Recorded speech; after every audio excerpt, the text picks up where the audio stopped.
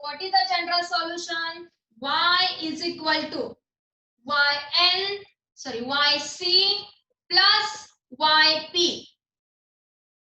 General solution for linear differential equation is y is equal to yc plus yp. Here yc is complementary function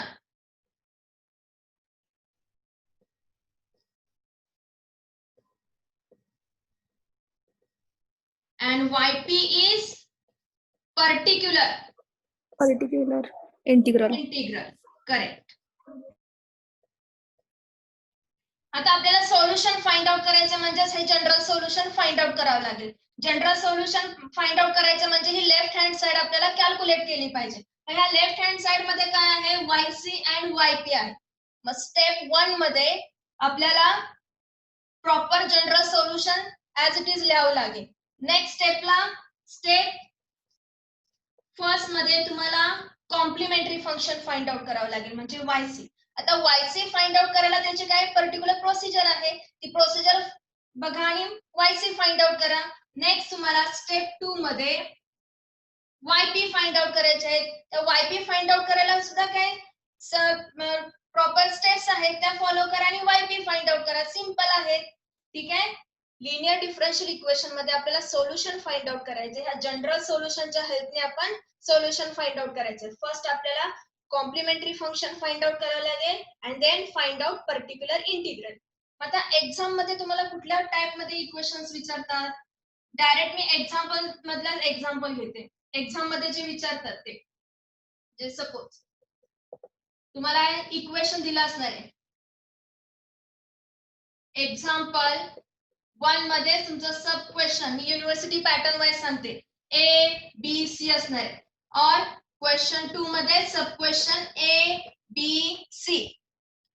question 1 sub question A B तुम्हाला unit 1 वरती विचारला जाणार. Question 1 मधला C unit 2 वरती. Next question 2 और 1 question और 2 math 2 मध्ये जो ए असेल तो युनिट 1 आणि जे रिमेनिंग 2 आहे ते युनिट 2 वरती तुम्हाला क्वेश्चन्स विचारले जातील. ठीक आहे. क्वेश्चन 1 12 मार्क्स असणार आहे. Question 2 also 12 marks. For every question containing 4 marks. प्रत्येक क्वेश्चन तुमचा 4 मार्क्स असणार आहे. Total question 2 is 12 marks. आता क्वेश्चन 1 मधला ए बी मध्ये तुम्हाला ह्या युनिट लिनियर डिफरन्शियल इक्वेशन वरती क्वेश्चन विचारला जाईल आणि क्वेश्चन 2 वरती लिनियर डिफरन्शियल इक्वेशन वरती क्वेश्चन विचारला जाईल. सिंपल आहे.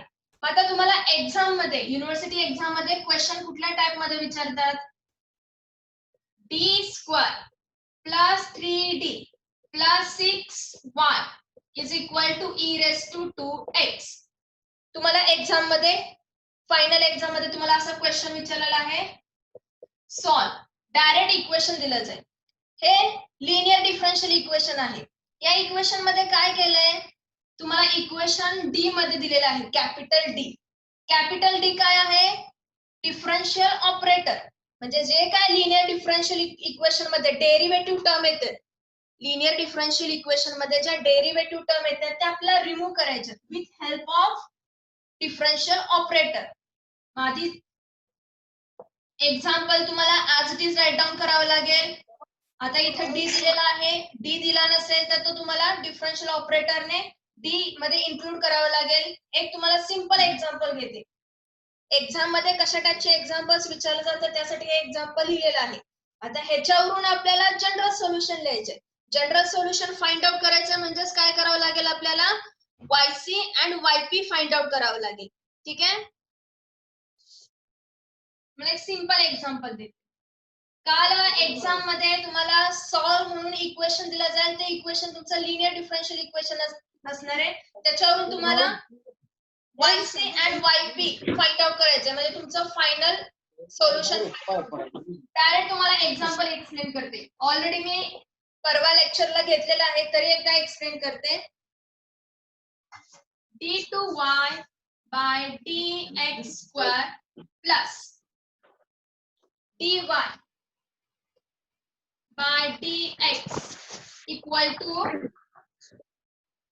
1 divide 1 plus e raised to x. Solve. युनिव्हर्सिटीच्या क्वेश्चन पेपर मध्ये तुम्हाला हा क्वेश्चन आलेला आहे. आता स्टार्टिंगला काय करणार तुम्ही general solution as it is right down करणार.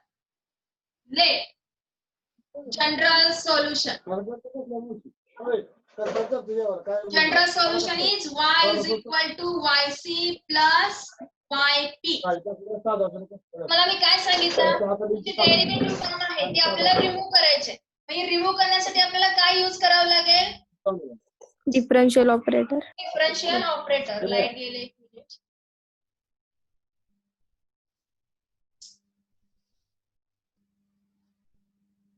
दिसतंय का दिसतंय का स्टुडंट लाईट गेले हो. Okay. General solution is this one. Next आपल्याला काय करायचे डेरिव्हेटिव्ह रिमूव्ह करायचे. मी काय करणार डिफरन्शियल ऑपरेटर यूज करणार. Differential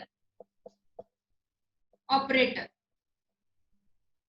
differential operator denoted by capital D is equal to D by dx. म्हणजे ही डेरिव्हेटिव्ह टर्म आपल्याला रिमूव्ह करायचे with help of differential operator. मग D बाय dx च्या ठिकाणी कॅपिटल D कन्सिडर करा, पुट करा. काय येईल हे आपले इक्वेशन आहे मेन.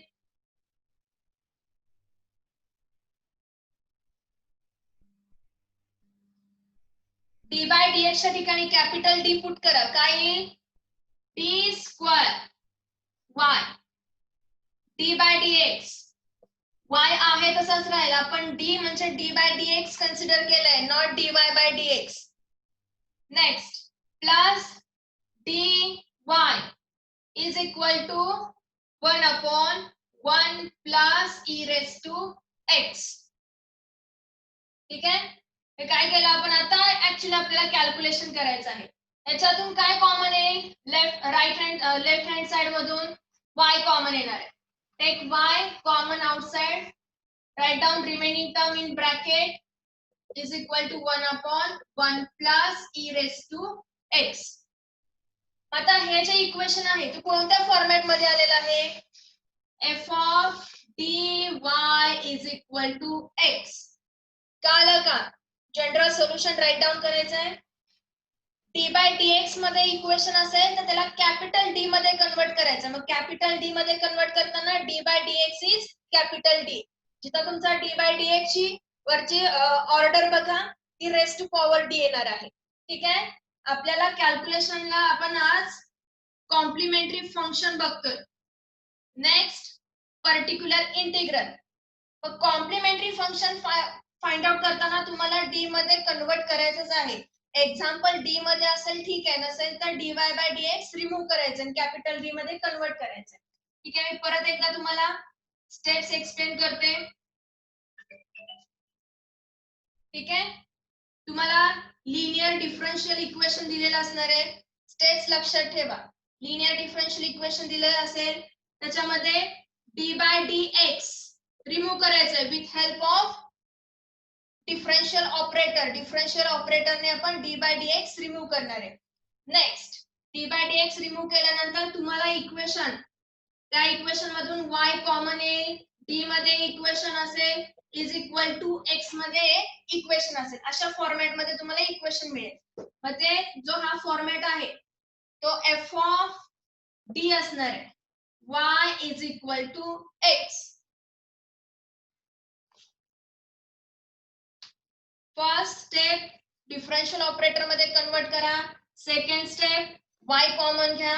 थर्ड स्टेप या फॉर्मॅट मध्ये इक्वेशन घ्या. This is also linear differential equation. आपल्याला yc फाइंड आउट करायचं आहे. yc फाइंड आउट करायसाठी कुठल्या इम्पॉर्टंट स्टेप आहे ते एक्सप्लेन करते. ठीक आहे. थर्ड पॉइंट झाल्यानंतर पुढे आपल्याला काय कॅल्क्युलेट करायचंय yc फाइंड आउट करायला. मला yc फाइंड आउट करायचे. फोर्थ स्टेपला मी काय कन्सिडर करणार ऑक्झिलरी इक्वेशन, तरच आपला yc फाइंड आउट होईल. ऑक्झिलरी इक्वेशन ज्या मी स्टेप सांगते हे नोट डाऊन करा पेज वरती, इम्पॉर्टंट आहे. yc फाइंड आउट करायला तुम्हाला ह्या स्टेप फॉलो करायचे तर तुमचा yc फाइंड आउट होईल. And then find out yp. Simple आहे yc. Auxiliary equation right down करायचंय. What is the auxiliary equation? Auxiliary equation only consider f of d equal to 0. This is the formula for auxiliary equation. हा auxiliary equation चा formula आहे, जे काय आपल्या linear differential equation मधून y common घेतल्यानंतर जे d मध्ये इक्वेशन येईल तो असणार आहे f of d. f of d फक्त कलेक्ट करायचं आहे, इक्वल टू 0 कन्सिडर करा. मग हे कॅल्क्युलेट केल्यानंतर तुम्हाला d च्या व्हॅल्यूज मिळतील, पर्टिक्युलर व्हॅल्यू मिळतील. मी त्याला a and b कन्सिडर करते किंवा ठीक आहे ए बी कन्सिडर करते. ठीक आहे, 4 स्टेप मध्ये मला डी च्या व्हॅल्यूज मिळाल्या. 5 स्टेप मध्ये, स्टेप 5 मध्ये तुम्हाला general solution of complementary function लिहावं लागेल. General solution of complementary function.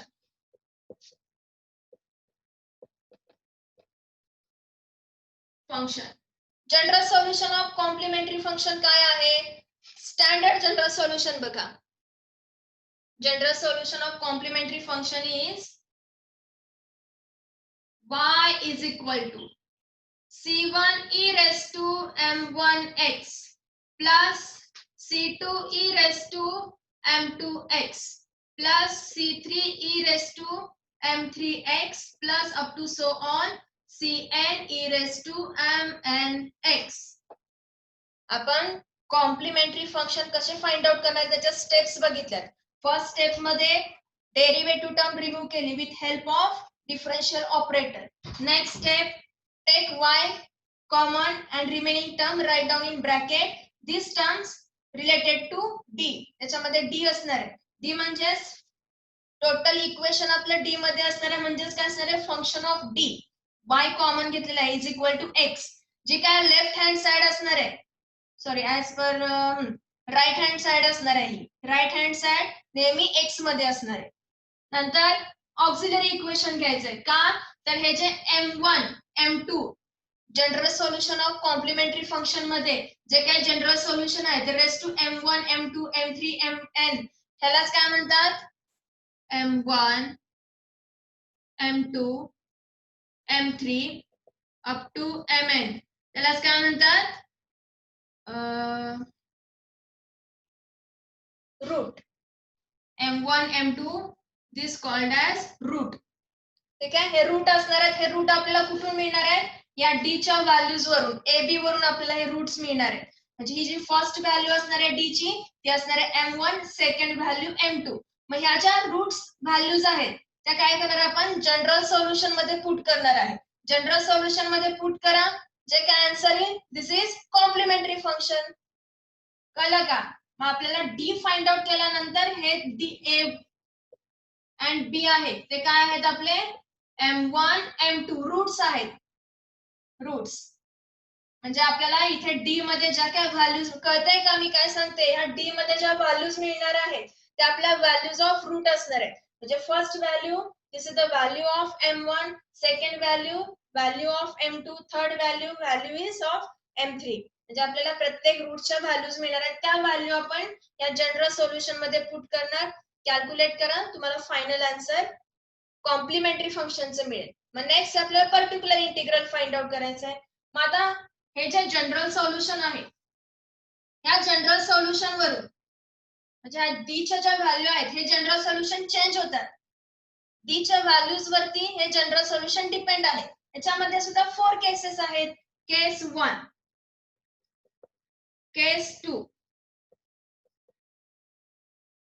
Case 3 and केस 4. केस 1 काय आहे? केस 1, सपोज हे जे रूट आहेत m1 m2 up to mn हे जे रूट आहेत, all roots are not equal and distinct. म्हणजे आपल्याला सगळे रूट काय पाहिजे? डिस्टिंक्ट पाहिजेत, नॉन रिपीटेड पाहिजेत अँड रिअल. कळलं का? m1 m2 नॉन रिपीटेड हवेत म्हणजेच डिस्टिंक्ट हवेत. त्यावेळेस याचं जनरल सोल्युशन जे ओरिजिनल आहे ते येणार आहे. हे रूट्स म्हणजेच काय? आपण डी च्या व्हॅल्यूज फाइंड आउट केलेल्या आहेत. डी च्या व्हॅल्यू ज्या येतील ए बी सी काही असेल, हा असणार आहे आपला M1, this is M2, this is M3. ठीक आहे, M1 M2 M3 असणार आहेत, म्हणजेच आपले ते रूट्स असणार आहेत. मग केस 1 काय कन्सिडर करते सांगते, जर आपले रूट्स नॉन रिपीटेड असतील म्हणजेच डिस्टिंक्ट असतील त्यावेळेस केस 1 अप्लाय करायचे. मग केस 1 चं जनरल सोल्युशन काय आहे, जे आपलं जे प्रॉपर जनरल सोल्युशन आहे तेच केस 1 मध्ये. काय जनरल सोल्युशन आहे, y is equal to c1 e raise to m1x plus c2 e raise to m2x plus up to so on cn e raise to mnx. याच्यामध्ये काय आहे, कधीही केस 1 अप्लाय करणार ज्यावेळेस आपले जे रूट्स आहेत ते नॉन रिपीटेड पाहिजे, डिस्टिंक्ट पाहिजे, त्यावेळेस जनरल सोल्युशन हे. ठीक आहे, जर सपोज केस 2 काय सांगते, any two roots are equal, कुठलेही रूट्स इक्वल असतील. म्हणजे सपोज मी कन्सिडर करते m1 is equal to m2 आहे, म्हणजे हा मी डी सॉल्व केला, इथं m1 अँड m2 मला इक्वल मिळाले, ऑब्विसली माझं जनरल सोल्युशन चेंज होणार. m1 equal to m2, next m3 आहे तसंच आहे. माझं जनरल सोल्युशन काय आहे, द जनरल सोल्युशन फॉर केस 2, हे तुम्हाला सगळे जनरल सोल्युशन लक्षात ठेवावे लागतील. y is equal to c1, कुठले दोन रूट आपले सेम आहेत, m1 आणि m2 सेम आहे, m3 डिफरंट आलाय. मग इक्वेशन बघा, general solution for yc, c1 c2x e raise to m1x. कारण आपला m1 m2 सेम आहे, मग त्याच्यातला दोन्हीतला कुठलाही एक लिहा. ठीक आहे, दोन्ही सेम आहेत म्हणून मी दोन्हीतला कुठलाही एक लिहिला, m2 लिहिला तरी चालेल. c1 plus c2x e raise to m1x plus next m3 आपला डिफरंट आहे, तो काय इक्वल नाहीये, मग काय c1 c2 next c3 e raise to m3x. का लगा, दोन रूट सेम असतील तर त्यातला c1 c2 कंबाईन करा, फर्स्ट c1 सिंगल लिहा, c2 ला x मल्टिप्लाय करा. सपोज तिन्ही सेम असतील, m1 m2 m3 तिन्ही सेम असतील, m1 m2 m3 तिन्ही सेम आहेत, म्हणजे यांचं कंबाईन एकच होईल. मग याचं जनरल सोल्युशन काय येईल, फक्त काय होणार, एक e रेस टू टर्म येईल आणि ब्रॅकेट मधली टर्म काय येईल, c1 plus c2x plus c3x square. Normally आपण जसं इक्वेशन लिहितो त्याच फॉर्मॅट मध्ये आहे, इथे काहीच नाही, म्हणजेच काय असणार आहे, x रेस टू 0 असणार आहे. x रेस टू 0 इज 1 लिहा, नाही लिहिलं तरी चालेल. c2 plus c2 x raise to 1 plus c3x square, बस तीन सेम आहे. e raise to m1x, m1 लिहा, m2 लिहा, m3 लिहा, काही प्रॉब्लेम नाही. आणि नेक्स्ट जे काय असतील ते, आता इथे फक्त तीनच व्हॅल्यूज आलेत, रूट्स आलेत म्हणून तीन रूट लिहिले. जर सपोज नेक्स्ट 4 असेल तर काय येईल, c1 c2 c3 c4 e raise to m4x. हे झालं जनरल सोल्युशन फॉर केस 2, म्हणजे डी च्या व्हॅल्यू, ह्या डी च्या व्हॅल्यू मी फाइंड आउट केल्या. याच्यामध्ये first second third at a time जर सपोज 1 1 1 आलं तर काय झालंय, कॉमन व्हॅल्यू झाली, म्हणजेच आपले रूट्स काय आले, सेम आले, m1 equal to m2 equal to m3. त्यातला एकच कलेक्ट करा आणि तो त्याच्यावरून जनरल सोल्युशन लिहा, म्हणजे आपली केस 2 त्याला अप्लाय होते. केस 2. नेक्स्ट केस 3. केस 3 काय आहे, फक्त ह्या ज्या केसेस आहेत ते जनरल सोल्युशन फॉर कॉम्प्लिमेंटरी फंक्शनचे लिहिताना यूज करायचे आहेत. कारण आपला normal standard general solution of लिनियरचं काय आहे, y is equal to yc plus yp. पण तुम्हाला yc फाइंड आउट करताना yc चं सुद्धा तुम्हाला जनरल सोल्युशन माहिती पाहिजे. मग ते कसं फाइंड आउट करणार, ऑक्झिलरी इक्वेशन वरून तुम्हाला d ला काय टर्म्स मिळतील आणि ज्या काय d च्या व्हॅल्यूज असतील त्या असणारे रूट्स, मग त्या रूट्स वरून तुम्हाला जनरल सोल्युशन लिहायचे. मग ते जनरल सोल्युशन लिहिण्यासाठी हे रूट्स कुठल्या केस मध्ये मॅच होते, परत एकदा मी सांगते, या डी च्या ज्या व्हॅल्यूज आहेत म्हणजेच त्या रूट्स असणार आहेत, या रूट कुठल्या केसला मॅच होतात ते बघायचे आहेत आणि त्या केसचं जनरल सोल्युशन लिहा, कॅल्क्युलेट करा. This is the final answer for finding complementary function. जे काय आपण कॉम्प्लिमेंटरी फंक्शन फाइंड आउट करणार आहे त्याचं ते फायनल आन्सर असेल. ठीक आहे, मग आता केस 3 काय आहे, case 3 suppose D find out करताना, हा जो डी आहे तो फाइंड आउट करताना suppose D square is equal to -4 ही टर्म आलेली आहे, मला प्रॉपर डी फाइंड आउट करायचं. मग डी फाइंड आउट करायला मला काय करावं लागेल, taking both side square root -4 minus sign remove करा, काय येईल, D is equal to square root 4i square, म्हणजे याचा स्क्वेअर रूट काय येईल प्लस -2i, म्हणजे झालंच काय, ज्या स्क्वेअर रूट मध्ये किंवा स्क्वेअर मध्ये आय येतो म्हणजेच तो काय झाला कॉम्प्लेक्स नंबर. म्हणजे केस 3 मध्ये आपण कॉम्प्लेक्स नंबर बघणार आहे. म्हणजे केस 3 मध्ये डी ची व्हॅल्यू जर कॉम्प्लेक्स नंबर आली, मग कॉम्प्लेक्स नंबर म्हणजेच काय, the number in this form alpha plus minus I beta, this is complex number. complex number अशा टाइप मध्ये जर कुठलंही इक्वेशन आलं, this type of equation is complex number. मग कॉम्प्लेक्स नंबर आला तर आपलं जनरल सोल्युशन काय आहे, general solution y is equal to, मी जनरल सोल्युशन लिहिते for complex number, suppose I plus minus I beta हे कॉम्प्लेक्स नंबर मी कन्सिडर करते. General solution is e raised to alpha x in bracket e raised to alpha x c1 cos beta x plus c2 sin beta x. बस झालं. This is general solution for complex number alpha plus minus I beta. ठीक आहे. आता हे झालं for M1 किंवा M2 साठी. हे आल्यानंतर आता केस 4 मध्ये कॉम्प्लेक्स नंबर रिपीटेड आले, म्हणजे सपोज M1 M2 साठी कॉम्प्लेक्स नंबर आलाय alpha plus I beta and M3 plus and M4 complex number आला alpha minus I beta. Case 4 मी रिपीटेड कॉम्प्लेक्स नंबर साठी सांगते, तुम्हाला आतापर्यंत कधी एक्झाम्पल रिपीटेड कॉम्प्लेक्स नंबर वरती विचारलेलं नाही, फक्त केस 1, 2, 3 पर्यंतच विचारलेलं आहे. मग या रिपीटेड साठी हे ऑनलाईन साठी इम्पॉर्टंट आहे, त्याच्यामुळे एक्सप्लेन करते. आता या रिपीटेड साठी कसं येणार आहे complex number, sorry general solution for repeated complex number y is equal to e raised to alpha x in bracket c1 cos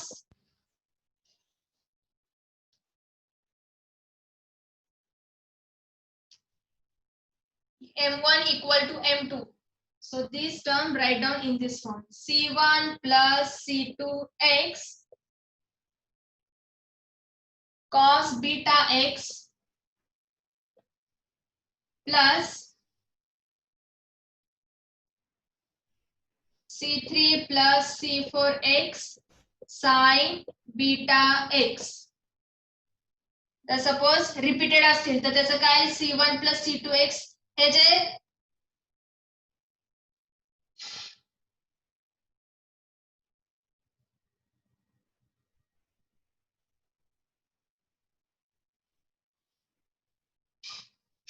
जे जनरल सोल्युशन आहे ते तुम्हाला लक्षात ठेवावं लागेल.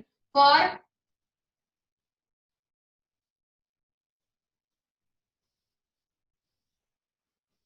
M1 equal to M2 alpha plus I beta, M3 equal to M4 alpha minus I beta, that time general solution is in this form. ठीक आहे, समजलं? एवढे तुम्ही केसेस व्यवस्थित लक्षात ठेवा फॉर फाइंडिंग कॉम्प्लिमेंटरी फंक्शन. आता एक्झाम्पल्स बघूयात. एक्झाम्पल तुम्हाला एक टर्म सांगायचे आहे की मी प्री रिक्विजिट टेस्ट अपलोड करणार आहे. ठीक आहे, ती प्री रिक्विजिट टेस्ट आज आणि उद्या 2 दिवसात तुम्हाला सॉल्व्ह करायचे आहेत. प्लस तुम्हाला ह्या लिनियर डिफरन्शियल इक्वेशन वरती होमवर्क देणार आहे. तुम्ही होमवर्क साठी सेपरेट नोटबुक घालायचे आहे. मी परत एकदा सांगते ते हे इन्स्ट्रक्शन व्यवस्थित फॉलो करा. तुम्हाला ह्या लिनियर डिफरन्शियल इक्वेशन वरती मी होमवर्क देणार आहे, ते नोटबुक मध्ये सॉल्व्ह करायचे आणि त्याचा स्क्रीनशॉट घेऊन मला पर्सनली व्हॉट्सअपला सेंड करायचे आहे. ठीक आहे, मी रोल नंबर वाईज ते बघणार आहे, हे तुम्हाला पुढे सबमिशनला उपयोगी पडणार आहे. ठीक आहे, ज्या इन्स्ट्रक्शन देते त्या फॉलो करा. सेपरेट नोटबुक घाला होमवर्क साठी. जो काय मी डेली होमवर्क देईन तो सॉल्व्ह करायचा आहे, त्याचं जे स्क्रीनशॉट घेऊन मला व्हॉट्सअपला पर्सनली नंबरवरती सेंड करायचंय. ठीक आहे, नेक्स्ट एक्झाम्पल्स बघूया. एक्झाम्पल, फक्त आपल्याला फाइंड कॉम्प्लिमेंटरी फंक्शन, फक्त मला YC फाइंड आउट करून दाखवा. इक्वेशन लिहिते, d square plus 5d plus 6, d square plus 5d plus 6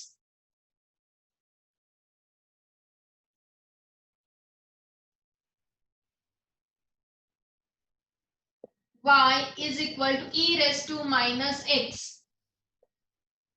मला फक्त YC फाइंड आउट करून दाखवा, नाहीतर मी एक्सप्लेन करते. नेक्स्ट एक्झाम्पल तुम्ही सांगा.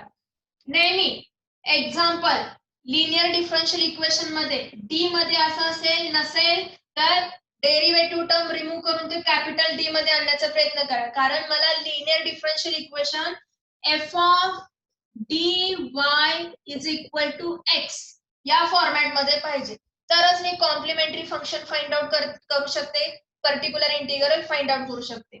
मग कॉम्प्लिमेंटरी फंक्शन फाइंड आउट करण्यासाठी